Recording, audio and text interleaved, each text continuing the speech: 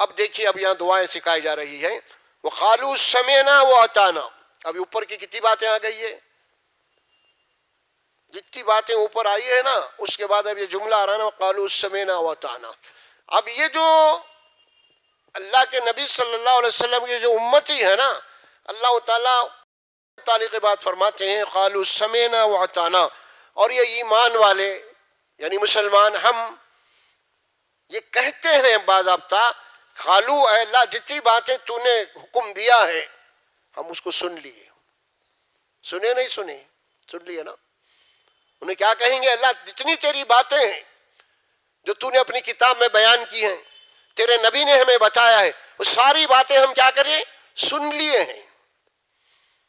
پھر سننے کے بعد وہ بات جملہ دوسرا جملہ ہے اس کا وقالوا سمعنا تک کیا ہے؟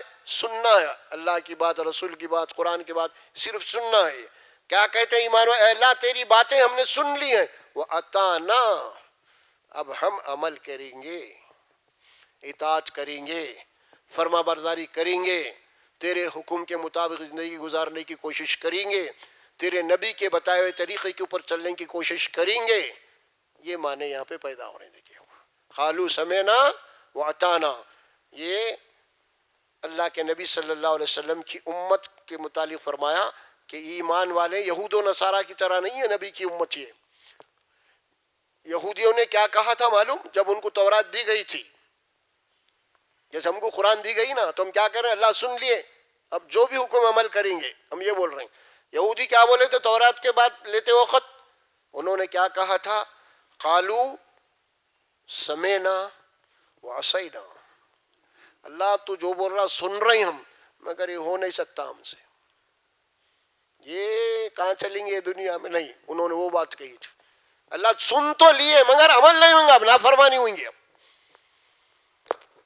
یہ یہودیوں کی خصلت تھی اور ایمان والوں کی خصلت کیا ہے؟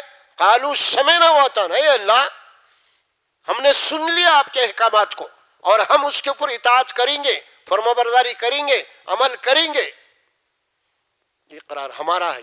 یہودیوں کا کیا تھا؟ سنے مگر نہیں. عصینا نافرمانی کریں گے ہم. یہ ان کا تھا. ایک بہت بڑا فرق ہے یہ دونوں میں. کیوں یہ بات کیوں کہی جا رہی ہے؟ سن لیا ہم اور برابر عمل کریں گے. غفرانک اللہ اقرار تو ہم کر رہے ہیں تیری باتوں کو سن تو لیا ہے لیکن نفس و شیطان ہمارے دشمن ہے دو ہے نا. ہو سکتا ہے کہ ہم سے لغزش ہو سکتی ہے گناہ ہو سکتا ہے خطا ہو سکتی ہے کیونکہ ہم فرشتے نہیں ہیں.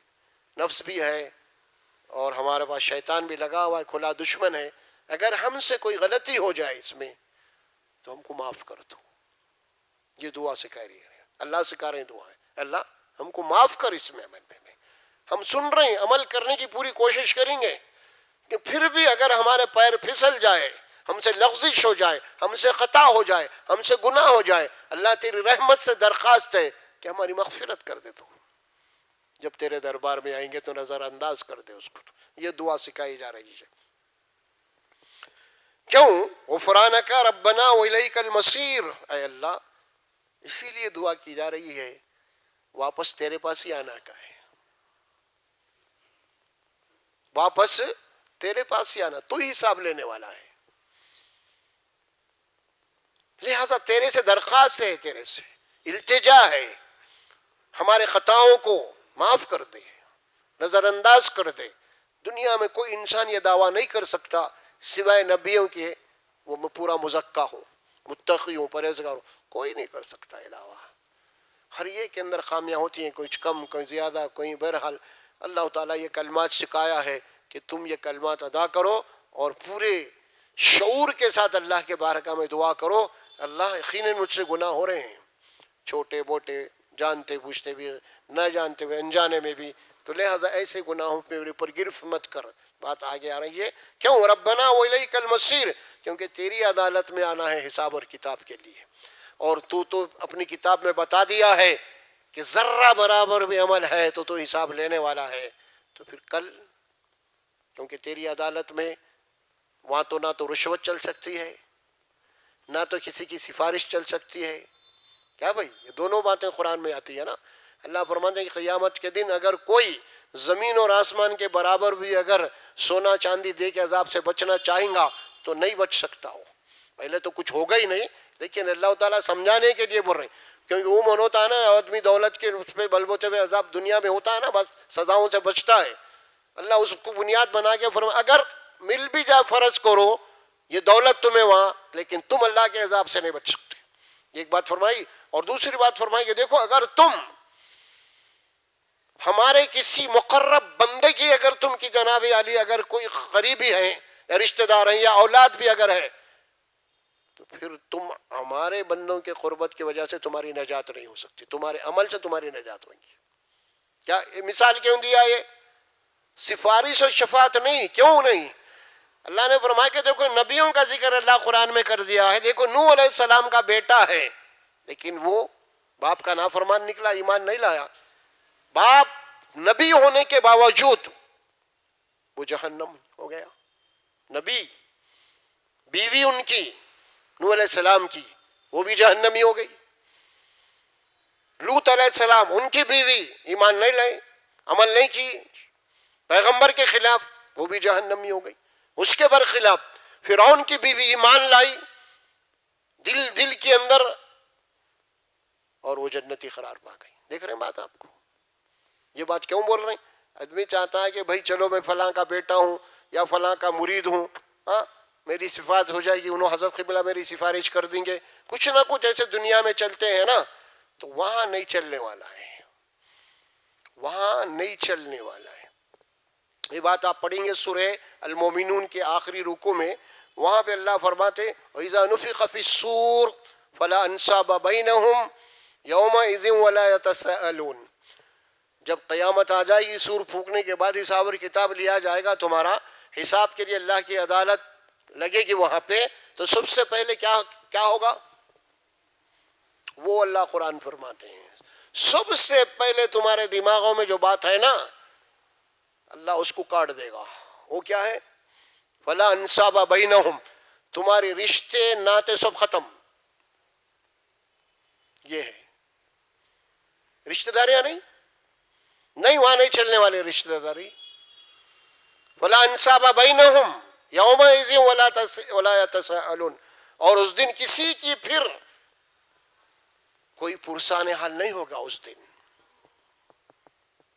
باپ ہوگا, بیٹا ہوگا, بھائی ہوگی, بہن ہوگی, فلاں ہوں گے, سب ایک دوسرے کو دیکھیں گے مگر کوئی کسی کو پوچھیں گا نہیں. وہ دن ہوگا فرمایا وہاں پہ سورہ المومنون کا آخری رکوع میں آپ پڑھ سکتے ہیں اسے. ربنا وإلیک المصیر, اے پروردگار ہمیں تیری طرف لوٹ کے آنا ہے. لا یکلف اللہ نفسا الا وسعها. لوگ یہ کہتے ہیں کہ بھئی اسلام کے تعلیمات پہ چلنا بہت مشکل ہے, تلوار کی دھار سے زیادہ تیز, بال سے باریک ہے, اس قسم کے باتیں بولتے ہیں نا لوگ. اللہ قرآن میں یہ نہیں, کئی جگہ یہ آیت یہ فرماتے ہیں ہم کسی بھی نفس کے اوپر اتنا ہی بوجھ ڈالتے ہیں جتنا وہ اٹھا سکتا ہے, یعنی وہی حکم دے سکتے ہیں جو کر سکتا ہے. یہ انسان کے اپنے جناب عالی وہ بچنے کے بہانے ہیں, یہ ایسا نہیں ہے. آدمی اگر اس کے سامنے لالچ ڈالا جائے تو نہیں کرنے کا کام بھی کرنے کی کوشش کرتا انہیں. آپ دیکھیں اکثر دیکھیں گے کیوں اس کو سامنے ایک لالچ ہے, وہ چیز ملنے والی ہے اس کو. اب لوگ جا رہے ہیں جناب علی یہاں سے چھوڑ کے جناب عربستان جا رہے ہیں, یہاں جا رہے ہیں, دھوپ میں کیا کیا کر رہے ہیں, کیوں کر رہے ہیں؟ اس کے سامنے کھائے نا بھائی, ایک کو 20 مل رہے وہاں پہ جا رہا ہے, ارے بھائی زبان بھی نہیں آتی سب سنبھال لیتا ہوں بولتا انہیں. کیوں آخر یہ کیونکہ وہ جا رہا وہاں پہ مل رہا اس کو یہاں سے 20 گنا زیادہ مل رہا اس کو کوئی کام, اسی لیے اس کے لیے وہ مشکل نہیں دکھ رہا وہ کام. اللہ فرماتے ہیں کہ اللہ کے جو احکامات ہیں دینے کو مشکل نہیں ہے کیونکہ تمہارے سامنے جنت ہے, مرتے ہی جنت میں جانا ہے. تو یہاں فرمایا لا یکلف اللہ نفسا الا وسعها, ہم کسی بھی نفس یعنی کسی انسان کے اوپر اتنا ہی بوجھ ڈالتے ہیں جتنا اٹھا سکتا ہے, یعنی اس کو ہم وہی حکم دیتے ہیں جو کر سکتا ہے. اگر ہم نہیں کر سکتے وہ کام اللہ حکم دے تو پھر یہ ہمارے لیے ظلم ہوگا. پھر کیا بھائی اللہ کی طرح, اور اللہ ظلم نہیں کرتا, ظلم کرتا ہی نہیں. ایک آدمی ہے جناب میں 25 کلو نہیں اٹھا سکتا، آپ بول رہے ہیں اٹھا 50 کلو، بولے تو ظلم ہوگا نہیں ہوگا؟ یہ اللہ فرماتے ہیں کہ اللہ ہم کو بنایا ہے، اللہ ہم کو بنانے والا پیدا کرنے والا وہ ہم سے زیادہ جانتا ہے کہ میں کتنا اٹھا سکتا ہوں، ہم سے زیادہ جانتا ہے وہ. اسی لیے اللہ تبارک، دیکھیں ماں جب نوالا کھلاتی ہے نا، بچہ چھوٹا ہوتا ہے 2 سال کا تو اس کو گلتی کھلاتی، اس کو معلوم ہے کھانا نہیں کھلاتی، اسے روٹی نہیں دیتی، گلتی کر کے کھلاتی. کیوں؟ کہ میرا بچہ یہی ہضم کر سکتا ہے. اللہ تعالیٰ تو 70 ماں باپ سے زیادہ محبت کرنے والا ہے، اور وہی حکم دے گا جو ہم کر سکتے ہیں. اگر ہم نہیں کر رہے ہیں، بہانے کر رہے ہیں، تو یہ اپنی نفس کی شرارتیں ہیں، یہ شیطان کے وسوسے ہیں. یہ سارے شیطان یہ وسوسہ ڈالتا ہے، ارے بھائی وہ زمانہ کہاں ہے، وہ دورہ لگتا آج کہاں ہو سکتا ہے اس کا کام. اس قسم کے بہانے کرتے ہیں لوگ، سمجھے؟ تو یہ کیا ہے؟ اللہ فرماتے ہیں اس کو کٹ کر دیا، لا یکلف اللہ نفسا الا وسعها، اتنا ہی بوجھ ڈالتے ہیں جو تم اٹھا سکتے ہو. لہا ما کسبت علیہا ما اکتسبت. پھر بات آئی آخرت کی. اللہ فرماتے ہیں دیکھو جو تم دنیا میں کر کے آؤ گے اس کا بدلہ تم کو ضرور ملنے والا ہے، ضرور ملنے والا ہے. ہم جو بھی عمل کر رہے ہیں نا، ہمارے اعمال کے نتائج جو ہے وہ کل نکلنے والے، قیامت، ریزلٹ سے ہم کہتے ہیں، نتیجہ. تو اللہ فرماتے جو تم کرو گے، اچھا کام بھی ہو، اسی کا تم کو بدلہ ملنے والا ہے. اور وعلیہا مکتسبت، اگر تم نے کوئی برا کیا ہے تو اس کا وبال بھی تمہارے اوپر ہی ہوگا، پھر کوئی دوسرا اس کا ذمہ دار نہیں ہوگا. یعنی ہر آدمی کو یہ ہدایت دی جا رہی ہے، ہر آدمی خود اپنا ذمہ دار ہے. وہ جو تم کرو گے وہی پاؤ گے. قرآن یہ بات آتی ہے، وَمَا تُقَدِّمُوا لِأَنفُسِكُم مِّن خَيْرٍ تَجِدُوهُ عِندَ اللَّهِ. دنیا میں رہتے ہوئے جو تم آخرت کے لیے یہاں پہ بھیجتے رہو گے، اور جو بھیجتے رہو گے وہ وہاں پہ جمع ہوگا، اور تم جانے کے بعد تم کو وہی ملے گا. جو تم یہاں پہ رہ کے بھیجتے رہیں گے نا بھائی، وہ کہاں جا رہا؟ جمع ہو رہا ہو بھائی. اب ہم جائیں گے، اب وہ پورے اعمال ہمارے پہلے چلے گئے، اعمال ہمارے جا کے وہاں جمع ہو گئے. اب ہم بعد میں جائیں گے بھائی نا. جب ہم جائیں گے تو اللہ فرمائے یہ تمہارے اعمال ہیں، یہ بھیجے ہوئے، اب اس کے مطابق تمہارا حساب ہوگا.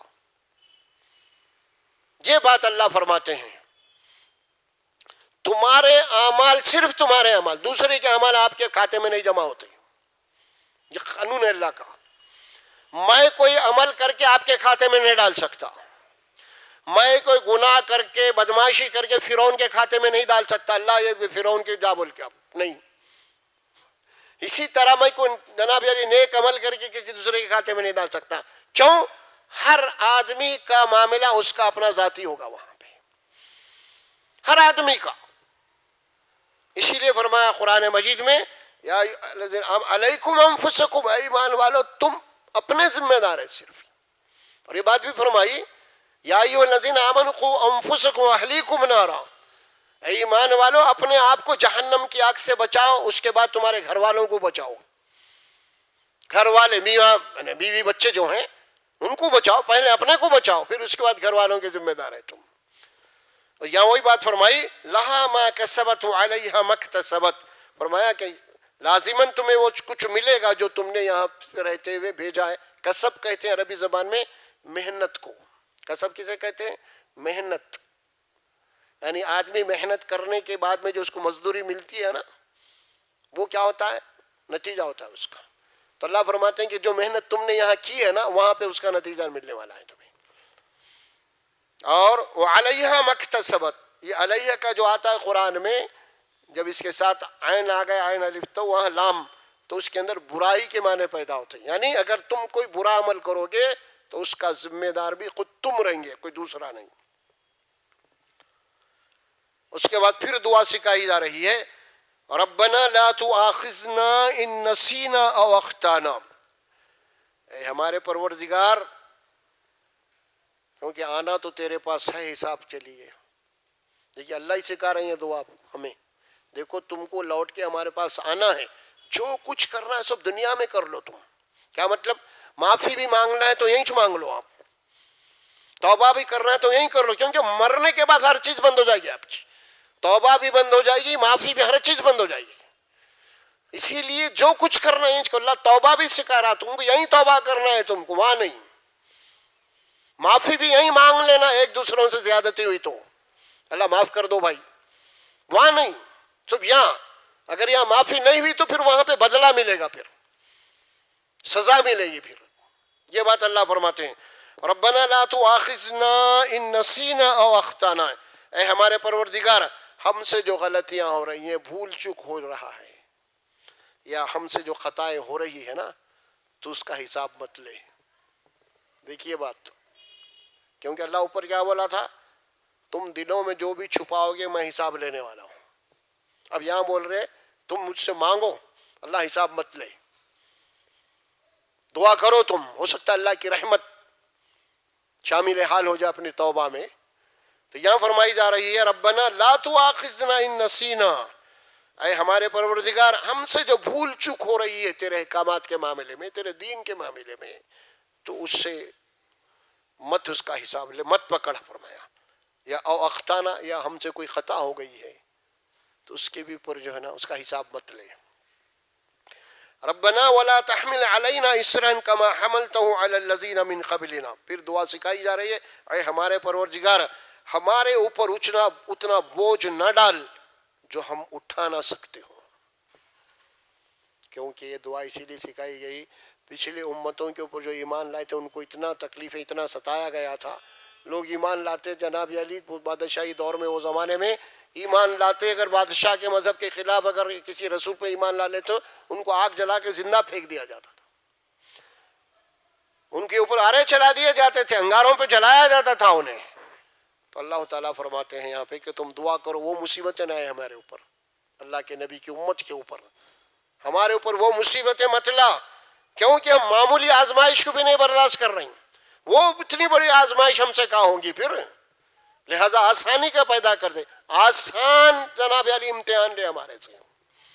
یہ دعا اللہ خود سکھا رہے ہیں کہ جب مانگو تم اللہ سے اس طرح، ہمارے اوپر اتنا بوجھ نہ ڈال جتنا ہم اٹھا نہ سکتے ہوں، اور جیسا کہ ہم سے پہلے امتوں کے اوپر بوجھ آیا تھا، کیسے کیسے آئے تھے۔ ایک واقعہ آتا ہے، رسول اللہ صلی اللہ علیہ وسلم کے پاس ایک صحابی آتے ہیں، اور وہ ایمان لانے کے بعد جناب علی ان کو بہت ستایا گیا، یہاں تک ستایا گیا کہ انگارے جلا دیے گئے، اور اس کے بعد ان کے اوپر لٹا دیا گیا، اور ان کے سینے کے چھاتی کے اوپر پیر رکھ کے ٹھہر گئے، بہرحال کچھ پترے وغیرہ وزن سیل کے، تو وہ انگار بجھ گئے، اور بجھنے کے ان کی پیٹھ سے جو پشش نکلی تھی اس سے اس کے انگار جو نا بجھ گئے، یہ حالت ان کی ہو گئی تھی۔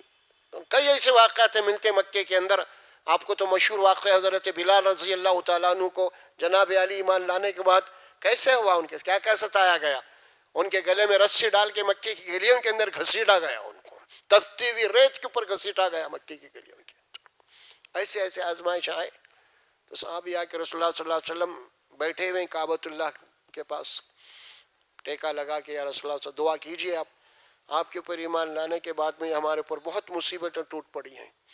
اللہ کے نبی سیدھے بیٹھے کے کہا کہ دیکھو، تم سے پہلے جو لوگ ایمان لائے تھے، جتنے پیغمبروں کی امتی ہیں، ان کے اوپر اتنے مصائب، اتنے مشکلات آئے کہ لوہے کی کنگیاں بنائی گئی اور ان کے جسم کو نوچا گیا ان کنگیوں سے، اور گڑھے کھودے گئے، گڑھے کھود کے ان کو گڑھوں کے اندر اتارا گیا، ان کے سروں کے اوپر سے آرے چلا دیے گئے، لیکن پھر بھی وہ ایمان سے نہیں ہٹے تھے۔ ایسے ایسے تو بہرحال یہ دعا ہمارے کو سکھائی جا رہی ہے، اگر ویسے مصیبتیں آ جائیں گے تم ایمان پہ رہ سکتے ہیں؟ نہیں رہ سکتے، معمولی برداشت نہیں کر رہے ہم، معمولی کچھ حالات ایسے آ گئے، حکومت کی سختی آ رہی تو پریشان ہے، NRC آئے تو پریشان ہے، کیا ہوگا، بحران ہے اپن۔ کیسے کیسے مصائب ان کے اوپر آئے تھے، یہ دعا سکھائی جا رہی ہے، ایسے مصائب سے، ایسے مشکلات سے اللہ ہم کو بچا جو ہم سے پہلے امتوں کے اوپر آئے تھے۔ ربنا ولا تحملنا ما لا طاقت لنا به، اے ہمارے پروردگار ہماری طاقت سے زیادہ ہمارے پر بوجھ مت ڈال، یعنی ہم اتنا ہی لے جتنا ہم برداشت کر سکتے ہیں، اتنا ہی حساب لے، اتنا ہی امتحان لے، ہماری طاقت سے زیادہ ہمارے پر وزن مت ڈال، بوجھ مت ڈال. یہ دعا سکھائی جا رہی ہے اللہ تبارک و تعالیٰ کی طرف سے. اس کے بعد آخری جملے آتے ہیں اس سورت کے، وہ ہے واعف عنا. ختم کہاں ہو رہی سورت پوری؟ واعف عنا، معاف کر دے ہم کو معاف کر دے، نظر انداز کر دے ہماری خطاؤں کو. واغفر لنا، ہمیں بخش دے، ہماری مغفرت کر دے. ورحمنا، ہم پہ رحم کر. یہ دعا ہے. یہ دیکھیے ہمارے پاس ایسی اہمیت نہیں ہے. اللہ سے رحم کی بھیک مانگتے رہنا ہے ہم کو. ہمارا دماغ ادھر جاتا ہی نہیں. ہم پریشان ہیں مصیبتوں میں، فلاں فلاں، اللہ کے سامنے گڑ گڑ نہیں لاتے ہم. کچھ تدابیر وہ فلاں فلاں، بہرحال اللہ یہاں دعا سکھا رہا ہے کہ اللہ سے تم رحم کی بھیک مانگا کرو. اللہ رحمت، اللہ رحیم ہے اور اس کی رحمت ہر ایک کے لیے ہے. ایسا نہیں ہے کہ آپ گنہگار ہیں آپ اور آپ دعا کر رہے تو اللہ آپ کی دعا نہیں سنتا. نہیں، اللہ سب کی سنتا ہے، وہ چاہے نیک ہو چاہے بد ہو، گناہ گار ہو یا اللہ کا ولی ہو، سب کی وہ سنتا ہے دعاؤں کو. اس یقین کے ساتھ اللہ سے دعا کیجیے، اللہ ہم پہ رحم کر، ہمارے حالات ایسے ہو چکے ہیں، اللہ ہم پہ رحم کر. یقیناً اللہ تبارک و تعالیٰ رحم کرے گا. کوئی ایسے راستے نکالے گا، آپ کی مشکلات سے اللہ تعالیٰ نکالے گا پھر. لیکن اللہ کی ذات کے اوپر یقین ہونا چاہیے.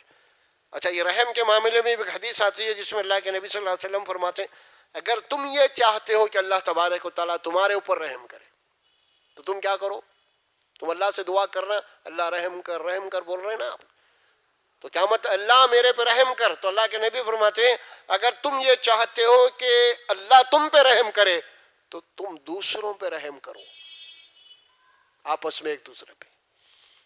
اور حدیث آتی ہے لا یرحم اللہ من لا یرحم الناس. اللہ ان لوگوں پہ رحم نہیں کرتا جو دوسروں کے اوپر آپ رحم نہیں کرتے. پھر وہ کیسے کرے گا بھائی؟ آپ دوسروں پہ رحم نہیں کر رہے نا.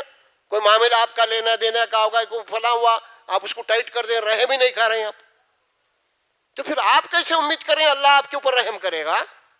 ہاں، یہ سوچ ہی غلط ہے نا. آپ بول رہے ہیں میرے پہ رحم ہو اور میں کسی پہ رحم نہیں کرتا. کیا یہ سوچ صحیح ہے؟ یہ غلط ہے. پھر ظاہر ہے کہ آپ سوچ بدلیے، آپ پہلے دوسروں پہ رحم کیجئے، اللہ آپ پہ رحم کرے گا خود بخود. ورحمنا، اللہ ہم پہ رحم فرما. انت مولانا فانصرنا علی القوم الکافرین. اللہ تو ہمارا مولا ہے، تو ہمارا سرپرست ہے، تو ہمارا مددگار ہے، تو ہمارا حمایت ہے. مولانا کے معنی اللہ تو ہمارا حمایتی ہے، تو ہمارا ولی ہے، تو ہمارا سرپرست ہے، تو ہمارا مددگار ہے. انت مولانا فانصرنا علی القوم الکافرین. اور جو منکر قوم ہے اللہ ان کے مقابلے میں ہماری مدد فرما. ایمان والوں کو جو ستا رہے تھے اس وقت کی دعا ہے یہ.